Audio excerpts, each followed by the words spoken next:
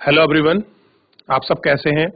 मैं उम्मीद करता हूं कि बहुत अच्छे होंगे और अपनी पढ़ाई को बहुत अच्छे से कर रहे होंगे। मैं Akash Kumar Bhadana ICT virtual classroom में आपका बहुत बहुत स्वागत करता हूं मेरे प्यारे बच्चों। और जैसा आपको पता है 12th क्लास है और हम लोग देख रहे हैं आपका ह्यूमन ज्योग्राफी, मानव भूगोल का एक सिद्धांत। और इसमें हम लोग बात कर रहे थे आपका तृतीयक और चतुर्थ जो आपके क्षेत्रक हैं, उन क्षेत्र के विषय को हम लोगों ने बहुत अच्छे से उनको पढ़ा है, उनको जाना है। मैंने कल आपको 3 आंसर भी कराए थे कि आप किस लैंग्वेज में लिख सकते हैं, आप किस तरह से वो अपना कंटेंट दें ताकि आपके नंबर्स बहुत अच्छे आएं, किस तरह के आप लोग अपने शब्दों का चयन करें ताकि आपका एक बहुत अच्छा प्रिसाइज आपका आंसर बन सके और आपको बहुत अच्छे नंबर आपको मिल सके। इसकी दिशा में हम लोग आपका प्रयास कर रहे थे। जैसे मैंने पहले भी कहा था, आपको किसी चैप्टर के क्वेश्चन आंसर करने हैं, आपको कोई स्पेशल चैप्टर पढ़ना है, कोई आपका ज्योग्राफी में, इकोनॉमिक्स में या कोई भी और अन्य क्वेरी है हिस्ट्री का जो आपका विषय है उससे संबंधित, तो आप मुझसे लाइव जुड़कर चैट के माध्यम से आप अपनी क्वेरी को, आप अपने प्रश्न को आप मुझसे पूछ सकते हैं। क्लियर है बच्चों? कोई भी स्कूल का कोई भी बच्चा, अगर आपका कोई डाउट है, कोई क्वेरी है तो आप मुझसे पूछिए। तो है कोई बच्चा? कोई भी ऐसा बच्चा जिसका कोई आपका प्रश्न हो? बच्चों कोई प्रश्न नहीं है? जीआईसी बाग वाला, ये बच्चे आगे बैठी हैं, जल्दी माइक ले, नहीं तो फिर हम चलते हैं सीधा अपने डिजिटल बोर्ड की तरफ। ट्रांसपोर्टेशन के बारे में पढ़ रहे थे कि ट्रांसपोर्ट की क्या सुविधा है, उन पूरी सुविधाओं को हमने देखा और कैसे ट्रांसपोर्टेशन से हमारी लाइफ में चीजें अच्छी हो रही हैं, ट्रेड पर क्या इम्पैक्ट पड़ रहा है और कैसे हमें डेवलपमेंट। कोई क्वेश्चन नहीं है? चलिए, बहुत अच्छी बात है। ठीक है, तो इस चीजों को हम लोग आपका समझ रहे थे कि क्या है आपका परिवहन सिस्टम और कैसे जिस प्रकार से जनसंख्या घनत्व आपका बढ़ रहा है और कैसे हमारे ट्रांसपोर्टेशन पर आपका लोड बढ़ रहा है, इन सबको हम लोगों ने अपने इस लेक्चर में आपका देखा था। अब देखिए, जिस तरह से आपकी जनसंख्या बढ़ेगी, उसका आकार बढ़ेगा, तो ट्रांसपोर्ट की मांग बढ़ेगी, चीजों को हमको बहुत अच्छे से आपका डेवलप करना पड़ेगा। अब देखिए, पहले की जो आपकी सड़कें थी और वर्तमान सड़कों को देखिए, नेशनल हाईवे बनाए जा रहे हैं, क्लियर है, पेरिफेरल जैसे कॉन्सेप्ट आपका आ रहे हैं, फ्लाईओवर लेके आ रहे हैं, अंडरपास लेके आ रहे हैं। ये सब क्यों है? ताकि हम लोग व्यापार में और लोगों की सुविधा के लिए एक अच्छा आपका ट्रांसपोर्ट हम लोग आपका दे सकें, ताकि लोगों को नगरों के माध्यम से जोड़ा जा सके। आप छोटे छोटे गांव को आपका बड़े कस्बों से जोड़ें और जो आपके बड़े कस्बे हैं उनको आपका नगरों से और नगरों को आपका महानगरों से जोड़ा जाए, ताकि व्यापार, संचार, हर तरह की कम्युनिकेशन आपकी ट्रांसपोर्ट से जो आपके संबंधित हैं, हम उनको सुचारू रूप से हम उसको चला सकें। ऐसी प्रयास हमारे सरकार द्वारा आपके किए जा रहे हैं। अब जैसा प्रयास हम लोगों ने आपका ट्रांसपोर्ट में किया, ऐसा ही हम लोग आपका संचार, आपके कम्युनिकेशन में हम लोग आपका कर रहे हैं। इसका बेस्ट एग्जांपल आप लोग समझ सकते हैं, आपका मोबाइल फोन आज की तारीख में कितना बड़ा आपका संचार का साधन है, आप इसको एग्जांपल मानकर समझ सकते हैं। देखिए, सबसे पहले दौर था मोबाइल फोन की, अगर मैं बैक करूं हिस्ट्री का थोड़ा सा, तो सबसे पहले तार वाले आपके फोन होते थे, रिसीवर, लाइन के माध्यम से ही आपकी चीजों को आपका जोड़ा जाता था। उनको जोड़ने के बाद हम लोग क्या करते थे बच्चों, उससे हमारी बात होती थी। ठीक, अब जैसे जैसे आपकी तकनीकी आती चली गई, आपके चीजों में बहुत सारे बदलाव होते शुरू हो गए। आपके कीपैड वाले मोबाइल आए, एंड्रॉइड मोबाइल आए, और आज की तारीख में आप देखिए, वर्तमान में संचार की इतनी अच्छी सुविधा हो चुकी है कि हम एक अपने मोबाइल से पर्याप्त चीजों की जानकारी हम लोग अपने मोबाइल से आपका ले सकते हैं। चाहे उसमें वीडियो कॉल्स का ऑप्शन आ रहा हो, या आपके चैट के माध्यम से हो, या आप न्यूज वगैरह का, तो एक ऐसा सिस्टम, एक ऐसा तंत्र संचार ने हमको प्रोवाइड कराया है जो हमारे लिए बहुत सुगमता क्या कर रहा है बच्चों, उपलब्ध करा रहा है। अब देखिए क्या है आपका संचार में, थोड़ा इसको हम लोग आपका देख लेते हैं, इसको परख लेते हैं। देखिए, संचार सेवाओं में शब्दों और संदेशों, तथ्य तथा विचारों का प्रशिक्षण आपका सम्मिलित है। हमारे शब्द हैं, हमारे विचार हैं, और विचारों के साथ हमारे जो कुछ अपने तथ्य हैं, हम उनको आपका ट्रांसफर करते हैं एक स्थान से दूसरे स्थान तक। लेखन का, आविष्कार का संदेश आपका संरक्षित किया गया है।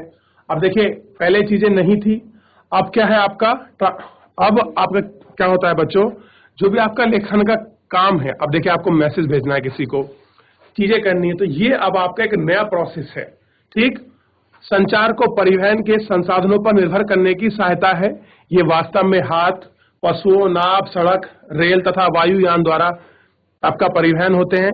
यही कारण है कि परिवहन के सभी रूपों को संचार का पथ कहा गया है। यानी कि जो भी आपके अनेक मीडियम है, उन सब मीडियम में जो आपका कम्युनिकेशन है, जो आपका संचार वाला पार्ट है, वो क्या है, उनका सबका इंपॉर्टेंट आपका पाथ है बच्चों। अब देखिए एक समय था जब हमको किसी की जानकारी लेने के लिए बड़ा समय लगता था, बड़ी चीजें आपका डिफिकल्ट थी। आज वर्तमान समय में किसी भी देश विदेश में बैठे व्यक्ति के साथ हम लोग आपका संवाद कर सकते हैं, हम बात कर सकते हैं, अपने विचार अभिव्यक्ति को व्यक्त कर सकते हैं। तो ये कहीं ना कहीं आपका बढ़ती डिमांड और संचार की टेक्नोलॉजी के कारण जो हमारी सर्विस सेक्टर है, जो आपका हम लोग बात करें तृतीयक क्षेत्र की, उस आपका तृतीयक क्षेत्र का ही योगदान और उसमें आपका रिसर्च का, अनुसंधान का और जो आपका प्रशिक्षण का काम है, उसी के कारण ये आपका एक सफलता हम लोगों को सामने दिख रही है। अब देखिए जहां परिवहन जाल तंत्र सक्षम होता है, वहां संचार का फैलाव आपका सरल होता है। अब देखिए जितनी चीजें आपकी सिस्टमेटिक होती हैं, सिस्टमेटिक होने के साथ ही आपकी कम्युनिकेशन की जो आपकी चीजें हैं वो बहुत क्या हो जाती हैं, आपकी बहुत ही सरल हो जाती हैं। ठीक, मोबाइल, दूरभाष और उपग्रह जैसे कुछ विकासों ने संचार को परिवहन से मुक्त कर दिया है और पुराने तंत्रों के रास्ते होने के कारण संचार के सभी रूपों का सहचर्य पूर्ण रूप से समाप्त नहीं हुआ है। अब देखिए पहले किसी को कुछ आपका संदेश भेजना था तो आप पहले पत्र लिखते थे, उस पत्र को पोस्ट ऑफिस जाते थे, आप लोग डाक करते थे, फिर वो वर्तमान जो एड्रेस लिखा होगा उस पर फिर वहां आपका ट्रांसफर होता था, फिर ऐसे करके फाइनली वो आपका व्यक्ति तक आपका पहुंचता था। इसमें काफी लंबा समय यानी कि 30 से 35 दिन 40 दिन का समय लगता था, तब चीजें आपकी ट्रांसफर होती थी। लेकिन आज वर्तमान के समय में देखिए उन पुरानी व्यवस्था को दूर कर दिया गया, नई संचार सुविधा आपकी आ गई, टेली कम्युनिकेशन हो गया, तो जो आप तुरंत भेजते हैं आप विदिन सेकेंड में आप उसको रिसीव करते हैं। ये कहीं ना कहीं उस संचार की उस तृतीयक क्षेत्र का ही योगदान है जो आपका सर्विस सेक्टर हमको प्रोवाइड करा रहा है। ठीक है, और जो क्या हो रहा है आपके पूरे विश्व में, क्या हो रहा है बच्चों, आपके पूरे विश्व में अब भी विशाल मात्रा में डाक का निपटान घर द्वारा ही हो रहा है। और अब भी क्या है, डाक भी एक बहुत लंबे रेट पर हो रही है, क्योंकि आज भी आप देखेंगे बहुत सारे सरकारी कामकाज डाक के माध्यम से होते हैं। लेकिन कितने ऐसे काम हैं जो आजकल हम लोग किससे कर रहे हैं, इस तरह से सोशल आपका वर्किंग से हम लोग कंप्लीट करते हैं। अब दूर संचार की थोड़ा सा हम लोग बात कर लेते हैं इसमें कि क्या आपका सेक्टर रखता है दूर संचार, आपका टेलीकम्युनिकेशन।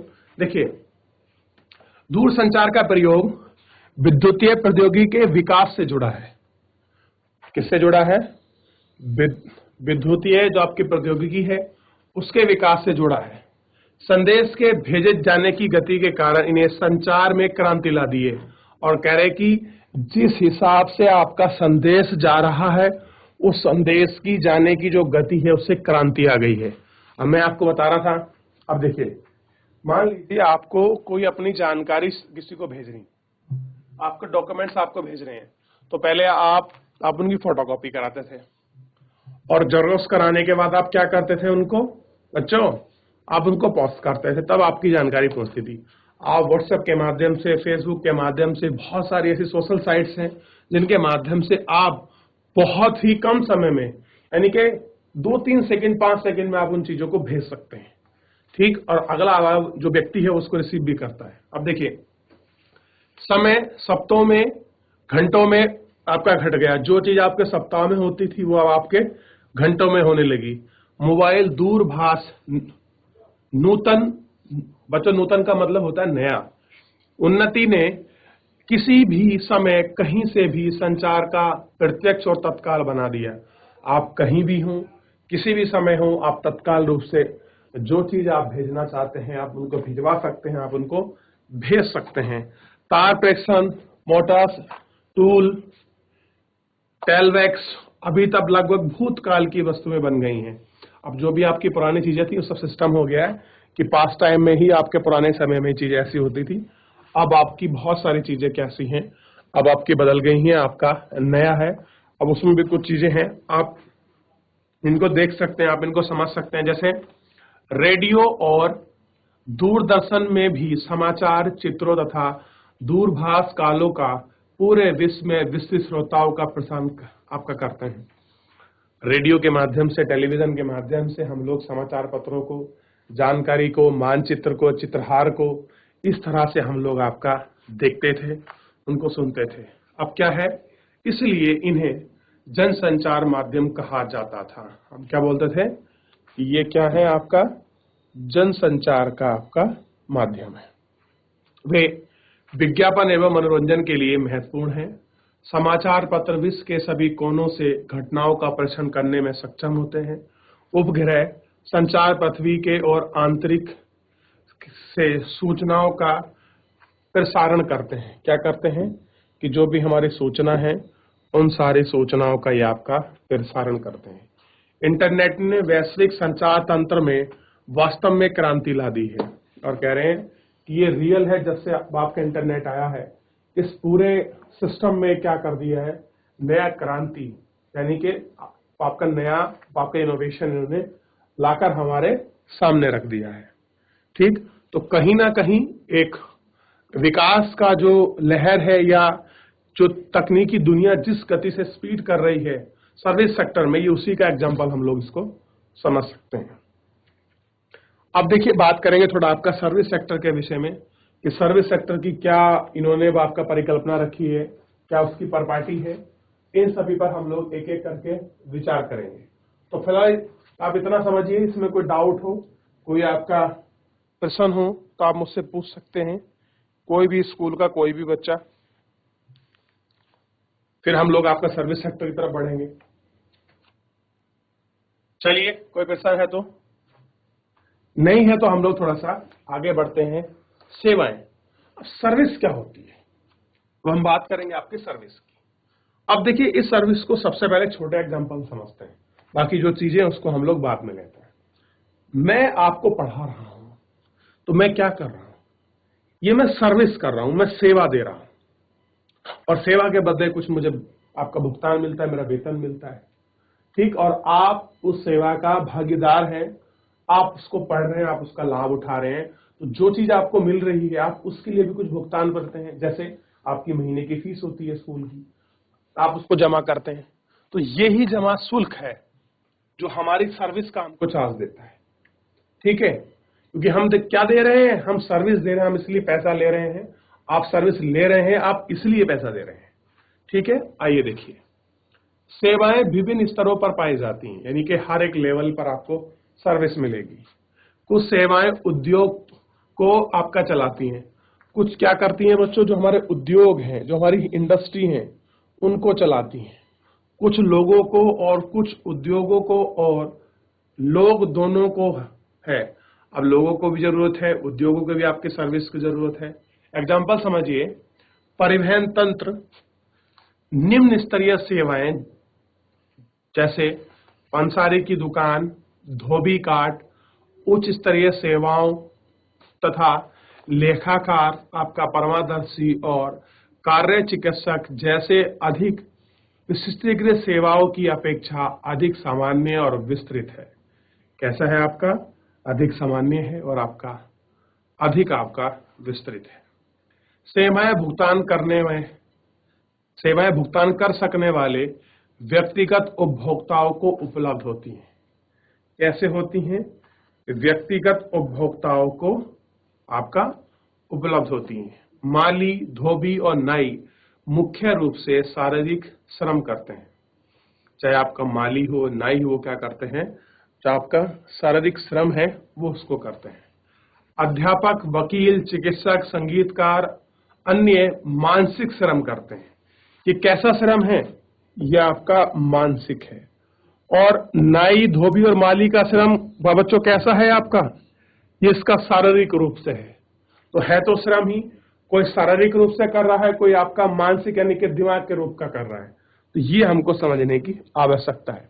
अब देखिए, आप एक इंजीनियर को देखिए, आप देखेंगे इंजीनियर्स को तो आप कहेंगे अरे ये तो बिल्कुल कुछ काम ही नहीं करता है, आपका एसी में आपका लैपटॉप लेके आके बैठा रहता है डेस्क पर अपनी, और ये तो बड़ा अच्छा आनंद ले रहा है। ऐसा नहीं है।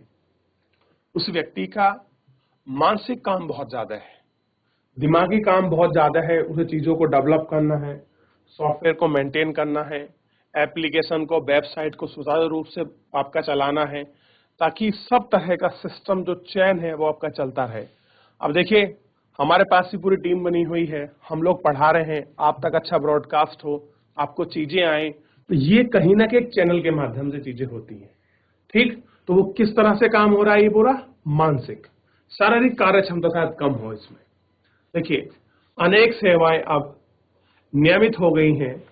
महामार्गों एवं सेवाओं का निर्माण, अनुसरण, अग्निशमन विभागों का अनुसरण और शिक्षा की आपूर्ति अथवा पर्यवेक्षण और ग्राहक सेवा महत्वपूर्ण सेवाओं में से हैं। चाहे आपकी शिक्षा हो, चाहे पर्यवेक्षण हो, चाहे आपकी ग्राहक सेवा हो, ये क्या है आपकी? ये महत्वपूर्ण सेवाओं में से एक है, जिनका पर्यवेक्षण अथवा निष्पादन प्राय सरकारों तथा कंपनियों द्वारा किया जाता है। किसके द्वारा करते हैं? सरकार द्वारा, और जो आपकी कंपनी है उनके द्वारा ये सारी चीजें की जाती हैं।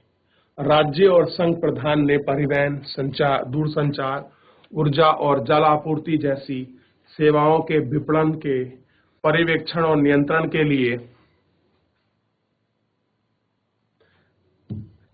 के लिए निगमों की स्थापना की है। क्या करी है? जो आपके निगम है उनकी स्थापना की है।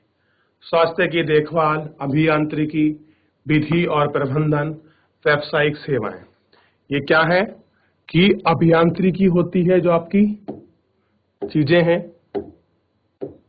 इंजीनियरिंग है, आपका विधि यानी कि लॉ की चीजें हैं, और ये भी आपको थोड़ा सा ध्यान रखना है। ठीक, ये सब क्या है? आपका व्यावसायिक सेवा है। मनोरंजनात्मक और प्रमोद यानी कि आनंद की जो आपकी चीजें होती हैं, सेवाओं की स्थिति में बाजार पर निर्भर करती है कि आप मनोरंजन किस तरह से करते हैं, आप खेल कूद की चीजों में किस तरह से रुचि रखते हैं, ये बाजार के ऊपर डिपेंडेंट रहता है टोटली। ठीक, मल्टीप्लेक्स और रेस्टोरेंट में की स्थिति में केंद्रीय व्यापार यानी कि सीडीबीटी के अंतर अथवा निकट हो सकती है, जब गोल्फ कोर्स ऐसे स्थान पर बनाया जाएगा जहां भूमि की लागत सीबीडीटी की अपेक्षा कम हो, यानी कि केंद्रीय व्यापार क्षेत्र है उससे कैसी हो आपकी कम हो, तो हम उन जगह आपका उनको डेवलप कर सकते हैं। ठीक, आगे देखिए, दैनिक जीवन में काम को सुविधाजनक बनाने के लिए लोगों को व्यक्तिगत सेवाएं उपलब्ध कराई जाती हैं। जो लोगों का दैनिक जीवन है उसमें जो काम का आपको हम लोग आसान कर सकें, सुलभ कर सकें, उसके लिए क्या होती है? व्यक्तिगत, आपकी व्यक्ति के लेवल पर ही, आपका पर्सनल लेवल पर कुछ सेवाएं आपको प्रोवाइड कराई जाती हैं। चाहे आप टैक्सी से लेकर रेस्टोरेंट में रहना, खाना पीना, इन चीजों की फैसिलिटी का हो, या आपका ट्रांसपोर्ट में कार इत्यादि को आपको एक स्थान से दूसरे स्थान छोड़ना हो, तो वो व्यक्तिगत लेवल पर होती हैं।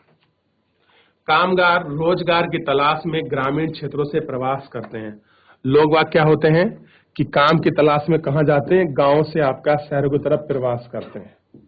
ठीक है, और आकुशल होते हैं। कैसे होते हैं आकुशल? यानी कि उनमें कोई वो ट्रेनिंग फुल, कोई आपका खास प्रशिक्षण नहीं होता इनके पास। देखिए, मान लीजिए आप हैं, आप 12वीं कर रहे हैं और आप कहीं बाहर जाएं, तो आपके पास अभी कोई कौशल नहीं है, कोई ज्ञान नहीं है, आप एक सिंपल है, आप शारीरिक मजदूरी कर सकते हैं।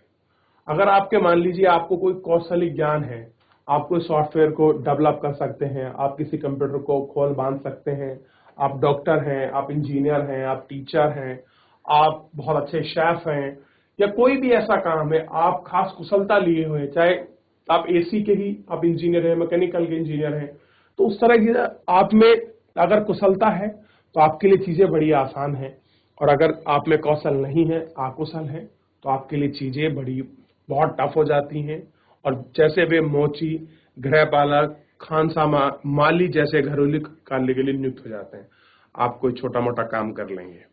ठीक है, कर्मचारियों का यह वर्ग असंगठित है। ऐसा एक उदाहरण बंबई के डिब्बा आपका सेवा में है, जो पूरे नगर में लगभग 175 आपका 000 उपभोक्ताओं को उपलब्ध कराई जाती है। अब बॉम्बे में एक सेवा आपकी सर्विस है, डब्बे वाले बड़े फेमस हैं, आप उनको देख सकते हैं। ये उनका चित्र है, आप इसको देखिए। कभी मौका मिले आपको बॉम्बे जाने का तो घूमिएगा। ये अब आपके डब्बे वाले लोगों को कैसे खाना आपको प्रोवाइड कराते हैं। घर की औरतें खाना बनाती हैं, इन डब्बों वालों को देती हैं। ये डब्बे वाले जो ऑफिस में लोग जॉब करते हैं उनको एक खाना प्रोवाइड कराते हैं, और आपका घर से लेकर ऑफिस तक पहुंचाने में कुछ अपना हिस्सेदारी, कुछ कमीशन के रूप में वो लेते हैं, जिससे महिलाओं को भी रोजगार मिल रहा है। और ये लोग अकुशल हैं, इनके पास कोई स्किल नहीं है, तो इसलिए आपका इस तरह के काम में संलग्न रहते हैं। तो बच्चों, जो स्किलफुल है, जिनके पास किसी काम करने की कुशलता है, उनकी वैल्यू हमेशा ज्यादा रहती है तुलनात्मक रूप से अकुशल लोगों से, क्योंकि चीजें बहुत अलग होती हैं। क्योंकि जिस तरह से हम लोग सोचते हैं, सारी चीजें उस तरह से नहीं होती। आगे देखते हैं थोड़ा सा। अब थोड़ा सा हम लोग बात करेंगे आपका तृतीयक क्रियाकलाप में संलग्न लोग, यानी कि जो आपका तीसरा क्षेत्र है उसमें कैसे लोग लगे उनके विषय में। आज अधिकांश लोग सेवाकर्मी हैं। कह रहे कि जितने भी आज के लोग हैं अधिकांश वो क्या है, आपका सेवाकर्मी। हर लोग आपका काम करने की तलाश में है। सेवाएं सभी समाज को उपलब्ध होती हैं। कह रहे हर जो वर्ग है, समाज हो, सबको सेवाएं उपलब्ध है। अधिक विकसित देशों में, कह रहे जो आपकी डेवलप कंट्री हैं, उनमें जो काम करने वाले अधिकतर % लोग कहाँ लगे हैं, आपके सर्विस सेक्टर में। ठीक, जबकि अल्प विकसित के, यानी कि जो अंडर डेवलपिंग कंट्री हैं, ध्यान दीजिए, डेवलपिंग जो आपके नेशन हैं उनके लोग कहाँ लगे हैं, सर्विस सेक्टर में। जो वो आपके अंडर डेवलपिंग आपकी कंट्री हैं, उनके केवल 10% ही लोग कहाँ हैं, उससे भी कम है आपके सर्विस सेक्टर में। बाकी कहाँ लगे हैं, कोई आपका प्राइमरी एक्टिविटी कर रहा है तो कोई आपका सेकेंडरी कर रहा है। टर्सरी में बहुत कम लोग लगे हैं, और लगे भी हैं तो कहाँ के, जो आपके डेवलपिंग जो आपके नेशन हैं, उन नेशन के लोग ही उसके अंदर जुड़े हुए हैं, वही अपना काम कर रहे हैं, वही आपका सर्विस सेक्टर को बढ़ा रहे हैं। जैसे संयुक्त राज्य अमेरिका में 75% से अधिक कर्मी सेवाओं में संलग्न है। यानी कि अगर आप यूएस का एग्जांपल लेंगे तो आपको पता चलेगा यूएस में 75% लोग ऐसे हैं जो आपके सर्विस सेक्टर का भाग हैं, बाकी 25% में से आपका दोनों सेक्टर में इंक्लूडेड है। यानी कि डेवलपिंग कंट्री के लोग कहां पर हैं, आपका सर्विस सेक्टर में अपनी सेवाएं अपना काम ज्यादा कर रहे हैं। इस सेक्टर में रोजगार की प्रवृत्ति बढ़ रही है। यानी कि प्रवृत्ति का मतलब है टाइप ऑफ जॉब्स कैसी हैं, आपकी बढ़ती जा रही हैं। किसमें, जो आपका सर्विस सेक्टर है, इस सर्विस सेक्टर में क्या है, आपके जॉब के जो स्कोप हैं, नौकरी के जो आपके रोजगार के जो चांस हैं वो बहुत ज्यादा है। अब देखिए, जबकि प्राथमिक और द्वितीय क्रियाकलापों में यह है अपरिवर्तित है, यानी कि प्राइमरी और सेकेंडरी में कोई चेंज नहीं आया है, और बल्कि उनका भी रेट आपका घट रहा है। तो ये एक देखने वाली और समझने वाली थोड़ा चीज था, इस पर हमको विचार करना था। अब देखिए, कुछ चयनित एग्जाम्पल देखने हैं आपको, कुछ चयनित एग्जाम्पल हैं, उदाहरण हैं, उनको थोड़ा सा आपको देखना है। देखिए कैसे। पर्यटन एक यात्रा है। पर्यटन क्या है, एक यात्रा है। जो लोग आप देखेंगे, जो लोग अपना एक टाइम ऐसा होता है कि हम लोगों को बाहर घूमने जाना है और थोड़ा कुछ एक्सपेंड करना है, चीजों को सीखना है, जाना, तो लोग क्या कर रहे हैं, आज की तारीख में पर्यटन की तरफ आपका बढ़ावा दे रहे हैं। वो चाहते हैं कि साल भर में हम लोग काम करते हैं इतना, तो क्यों ना 10-5 दिन, एक हफ्ता घूमने के लिए दिए जाएं, ताकि हम लोगों को सीख सकें, पढ़ सकें, समझ सकें। देखिए, इस विषय में जो व्यापार की बजाय प्रमोद के उद्देश्य के लिए जा रही है, यानी कि मनोरंजन के लिए काम कर रहे हैं, कुल पूंजीकृत रोजगार तथा कुल राजस्व सकल घरेलू उत्पाद का 40% की दृष्टि से यह विश्व का अकेला बड़ा 25 करोड़ तृतीय क्रियाकलाप बन गया है। कैसा बन गया है, अकेला ध्यान रखना है, विश्व का सबसे बड़ा आपका 25 करोड़ क्रियाकलाप जो है वो आपका बन गया है। इसको आपको ध्यान रखना है। ठीक, इसके अतिरिक्त पर्यटकों के आवास, योजना, परिवहन, मनोरंजन, विशेष दुकानों जैसी सेवाएं उपलब्ध कराने के लिए अनेक स्थानीय व्यक्तियों की नियुक्ति की जाता है। कह रहे बहुत सारे लोग हैं जो आपके नियुक्ति करते हैं इनके ट्रांसपोर्ट के लिए, इन चीजों को समझने के लिए, तो इनको हमको समझने की बड़ी आवश्यकता है और बहुत बड़ी चीजें। देखिए, पर्यटन अवसंरचना उद्योग, फुटकर व्यापार तथा शिल्प उद्योग को पोषित करता है। कह रहे बहुत सारे ट्रेड के सेक्टर हैं जो उनको पोषित करता है। कुछ प्रदेश में पर्यटन ऋतुनिष्ठ होता है, यानी कि केवल एक स्पेशल, अगर आप बात करें प्रदेश में तो कुछ आपका सीजनल है। जैसे हमारे यहाँ पहाड़ों में जो आपके पर्यटक हैं, या तो जब आपकी बर्फ पड़ती है तब आते हैं, या फिर जब गर्मी होती है तब आते हैं। ठीक, ये दो ऐसी ऋतु हैं तो जो आपके सीजनल है, ये ऐसे मानिए, क्योंकि अवकाश की अवधि अनुकूल मौसमी दशाओं पर निर्भर करती है। कह रहे जो अवकाश है, जो जय छुट्टी पड़ती है, उसी पर आपका डिपेंड होती है मौसम की ये सारी घटनाएं। किंतु कई प्रदेश वर्षा पर्याप्त पर्यटकों को आकर्षित करती है। कहीं जगह ऐसा है जहां बारिश वगैरह हो रही है, चीजें हो रही है, तो वो जितने भी आपके पर्यटक हैं उनको अपनी तरफ क्या करती है, अट्रैक्ट करती है, उनको अपनी तरफ खींचती है।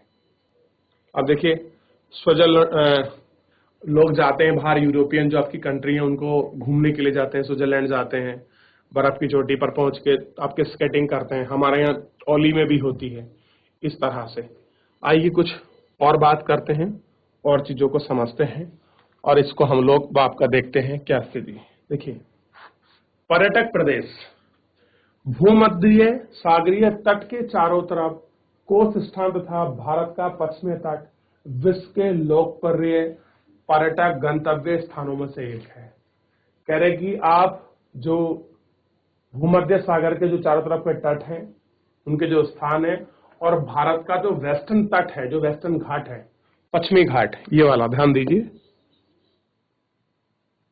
ये वाला जो आपका क्षेत्र है जिसको मैं इंडिकेट कर रहा हूं, ये क्या करता है, ये पूरा क्षेत्र ऐसा है जो क्या क्या करता है, जो हमारे पर्यटक हैं उन पर्यटक को क्या करता है बच्चों, आकर्षित करता है, उनको आकर्षित करता है। क्योंकि आप देखेंगे, सब बोलते हैं ना हमको साउथ घूमने जाना है, कर्नाटक लोग विजिट करते हैं, लोग केरल में विजिट करते हैं, लोग आपका और बहुत सारे क्षेत्र हैं जहां जाते हैं, गुजरात वगैरह में इस तरीके से विजिट करते हैं, बॉम्बे जाते हैं, गोवा जाते हैं। तो ये सब आपका वेस्टर्न घाट का ही पार्ट के मतलब आपके राज्य हैं जहां लोग आपका इस क्षेत्र में आपका विजिट करना चाहते हैं। कितने लोगों की चॉइस होती है कि हम लोग आपका गोवा जाएंगे आपको घूमने के लिए, हम केरल जाएंगे, हम कर्नाटक जाएंगे। क्लियर है? आगे देखिए, अन्य में शीतकालीन खेल प्रदेश जो मुख्यतः पर्वतीय क्षेत्रों में, और ठंड के समय में क्या होता है, लोग कहाँ जाते हैं खेलने के लिए, आपके जो आपके पर्वतीय क्षेत्र है उनमें जाते हैं। जैसे मोहारी दृश्य भूमि है, याद तंत्र में फैला है और राष्ट्रीय उद्यान सम्मिलित है। अब कुछ लोग स्मारकों को देखते हैं, कोई विरासत के स्थलों को देखते हैं, कुछ सांस्कृतिक गतिविधियों के कारण ऐतिहासिक नगरों को, इन सब चीजों को देखते हैं। यानी कि सबका अपना अपना इंटरेस्ट है। कोई पहाड़ पर्वतों को देखना चाहता है, तो कोई पुराने आपके हिस्टोरिकल आपके प्लेस होते हैं उनको वहां देखने जाता है, कोई आपको कल्चरल आपका देखने जाता है, तो कोई कहीं का विजिट करता है। तो सबका एक अलग अलग आपका दायरा है, अलग अलग चीजें हैं। लोग जिस तरह से वो आपका उनको विजिट करते हैं और उनको देखते हैं, तो आपको इनको समझना चाहिए और आपको इनको पढ़ना चाहिए कि ये किस तरह की चीजें हैं, किस तरह से हैं और क्या क्या है। हम इन पर एक एक करके हम सब पर आपका विचार करते हैं और इनको हम लोग देखते हैं। तो अभी जितना हमने पढ़ा है आप इसको देखिए, कुछ चीज पूछना है तो आप मुझसे पूछ सकते हैं,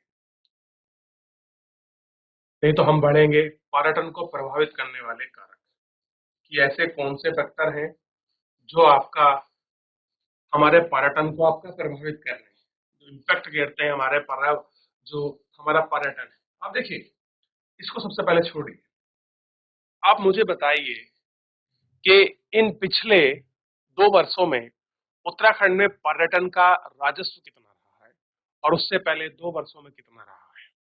क्या पर्यटन में वर्ष प्रति वर्ष आपकी वृद्धि दर्ज करी गई है? क्या आपकी गिरावट दर्ज करी गई है? और कौन से पर्यटन के नए क्षेत्र उत्तराखंड में विकसित हो रहे हैं?